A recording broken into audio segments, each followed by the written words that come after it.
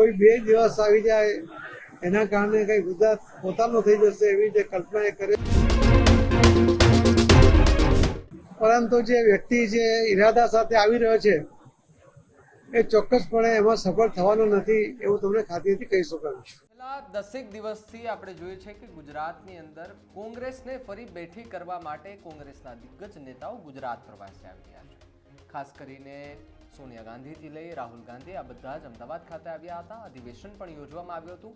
સાથે સાથે કોંગ્રેસના નેતાઓને એ ટોચના નેતાઓને ટકોર પણ કરવામાં આવી હતી અને કહેવામાં આવ્યું હતું કે હવે તો રેસના ઘોડા ઉતારવાના છે, લગ્નના ઘોડાને તારવી લેવાના છે.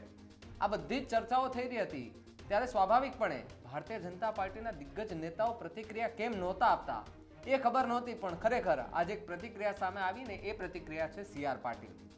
CR પાટીલે જે પ્રતિક્રિયા આપી છે એનાથી હવે ક્યાંક કોંગ્રેસમાં ગણગણાટ શરૂ થયો છે. નમસ્કાર, આપ જોઈ રહ્યા છો ન્યૂઝ રૂમ અને આપની સાથે હું છું ભાવિક. પહેલા તો તમે અમારી ચેનલને સબસ્ક્રાઇબ ન કરી હોય તો અમારી ચેનલને સબસ્ક્રાઇબ કરો, બેલ આઇકનને દબાવો જેથી કરીને પડે પડના સચોટ સમાચાર તમને તમારા મોબાઈલ પર તરત જ મળી રહે. રાહુલ ગાંધીના ગુજરાત પ્રવાસે CR પાટીલનું એક નિવેદન સામે આવ્યું છે. ગુજરાત દરેક માટે આકર્ષણ છે. જે વ્યક્તિ ઈરાદાપૂર્વક આવી રહ્યો છે તે સફળ થવાનો નથી. વડાપ્રધાન મોદીના નેતૃત્વમાં ગુજરાત આજ સલામત છે. એક એવું રાજ્ય છે કે દરેકને આકર્ષણ થાય, પરંતુ જે વ્યક્તિ જે ઈરાદા સાથે આવી રહ્યો છે એ ચોક્કસપણે એમાં સફળ થવાનો નથી. એવું તમને ખાતરીથી કહી શકું કે જેના નેતૃત્વમાં પાર્ટીના લોકોને જ વિશ્વાસ નથી, ત્યાં ગુજરાત જેવા વિકસિત રાજ્યની અંદર બધી જ પરિસ્થિતિને પારખવાની, કામ કરવાની લોકો સાહસિક પ્રવૃત્તિના એ લોકોએ ક્યારેય નબળું નેતૃત્વ પસંદ કરતા નથી. CR પાટીલની આ પ્રતિક્રિયા અને સીધો જ ટોણો આ એમણે રાહુલ ગાંધી પર કર્યો છે. અને રાહુલ ગાંધી જે ગુજરાતમાં સતત 3 વાર આવ્યા છે હમણાં આ 3 વખત આવવાનું કારણ શું? તો કે ભારતીય જનતા પાર્ટી સામે એક વિપક્ષ મજબૂત હોવું જોઈએ. પક્ષ જો મજબૂત હોય તો સામે વિપક્ષ પણ મજબૂત હોવું જોઈએ. પણ વિપક્ષની અંદરોઅંદરની લડાઈ, જો કે સત્તા પક્ષની અંદરોઅંદરની લડાઈ તો છે જ, પણ એટલી ઉભરીને બહાર નથી આવતી જેટલી કોંગ્રેસ અને આમ આદમી પાર્ટીમાં જે રીતના થયું હતું એ રીતના થાય છે. ગુજરાતની અંદર કોંગ્રેસ કે એમના જે સ્થાનિક નેતાઓ છે તે ક્યાંક લોકો સાથે જોડાયેલા છે, તો ત્યાં એ પોતાના દિગ્ગજ નેતાઓ સાથે નથી જોડાયેલા એવું પણ માની શકીએ.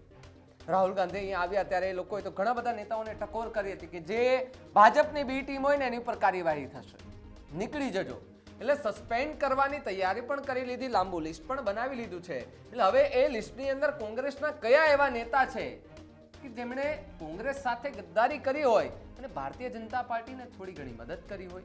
આવા કોઈ નેતા હોય તો કમેન્ટ કરીને ખાસ જણાવજો, જેથી કરીને અમને ખબર પડે કે તમારા વિસ્તારમાં એવા કયા નેતા છે કોંગ્રેસના કે જે ભારતીય જનતા પાર્ટીને મદદ કરી રહ્યા છે.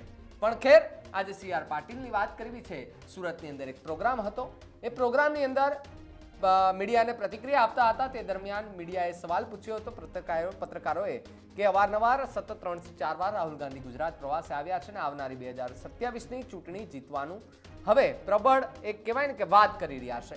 CR પાટીલે કહ્યું હતું કે અહીંયા આવો આકર્ષણ કરે છે. ગુજરાત એક આકર્ષિત રાજ્ય છે, અહીંયા લોકોને આવવાનું આકર્ષણ થાય, પણ અહીંયા કોઈ એવા અંદાજથી આવે તો તેના માટે ગુજરાત ખરેખર એમને માન્ય નહીં રાખે. CR પાટીલને સાંભળો પહેલા કે તેમણે સુરતની અંદર રાહુલ ગાંધીને કેવો ટોણો માર્યો. ગુજરાત એક એવું રાજ્ય છે કે દરેકને આકર્ષણ થાય, પરંતુ જે વ્યક્તિ જે ઈરાદા સાથે આવી રહ્યો છે એ ચોક્કસપણે એમાં સફળ થવાનો નથી એવું તમને ખાતરીથી કહી શકાય. જેના નેતૃત્વમાં પાર્ટીના લોકોને જ વિશ્વાસ નથી, ત્યાં ગુજરાત જેવા વિકસિત રાજ્યની અંદર બધી જ પરિસ્થિતિને પારખીને કામ કરવાના લોકો, સાહસિક વૃત્તિના લોકો એ ક્યારેય નબળું નેતૃત્વ પસંદ કરતા નથી. અને એટલા જ માટે માનનીય પ્રધાનમંત્રી શ્રી નરેન્દ્ર મોદી સાહેબના નેતૃત્વમાં ગુજરાત સલામત છે. ગુજરાતનો વિકાસ એ 100% સંભવિત છે.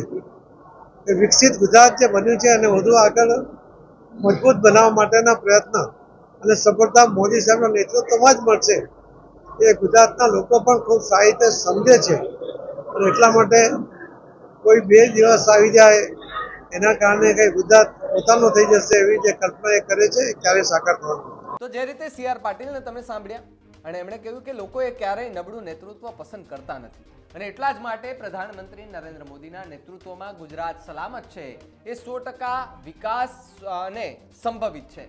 એ વિકસિત ગુજરાત જે બન્યું છે એને વધુ આગળ મજબૂત બનાવવા માટેના પ્રયત્નો અને સફળતા મોદી સાહેબના નેતૃત્વમાં જ મળે છે. એ ગુજરાતના લોકોને પણ ખૂબ સારી રીતે સમજે છે અને એટલા જ માટે કોઈ 2 દિવસ આવી જાય એના કારણે કંઈ ગુજરાતમાં પોતાનો થઈ જશે તેવી કલ્પના કરે એ ક્યારેય સાકાર થવાનું નથી. સ્વાભાવિકપણે રાહુલ ગાંધીની જેટલી પ્રતિક્રિયા આવી છે એટલી પ્રતિક્રિયામાં એક વાત તો સ્પષ્ટ દેખાઈ રહી હતી કે આવનારી ચૂંટણીમાં કોંગ્રેસ લગભગ સીટો જીતશે, ભારતીય જનતા પાર્ટીને હરાવવાની છે. આવી પ્રતિક્રિયા રાહુલ ગાંધી અને કોંગ્રેસના નેતાઓના મોઢા પરથી તમે સાંભળી હશે, એ મુખેથી સાંભળી હશે, એ બોલતા હશે ત્યારે સાંભળી હશે. પણ શું ખરેખર કોંગ્રેસને બેઠી થવા માટે હવે કેટલી મજબૂતાઈથી લડવું પડશે અને કેટલું સંઘર્ષ કરવું પડશે?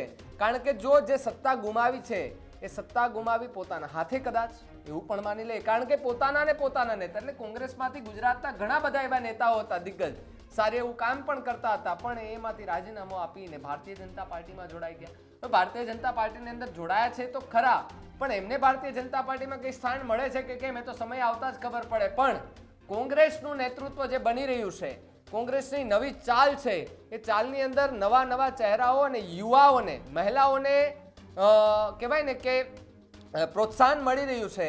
એ માટે થઈને મહિલા સશક્તિકરણની વાતો હોય, ગુજરાતની વાતો હોય, વિકાસની વાતો હોય, આ બધી જ વાતોને લઈને રાહુલ ગાંધીએ પણ ચર્ચા કરી હતી.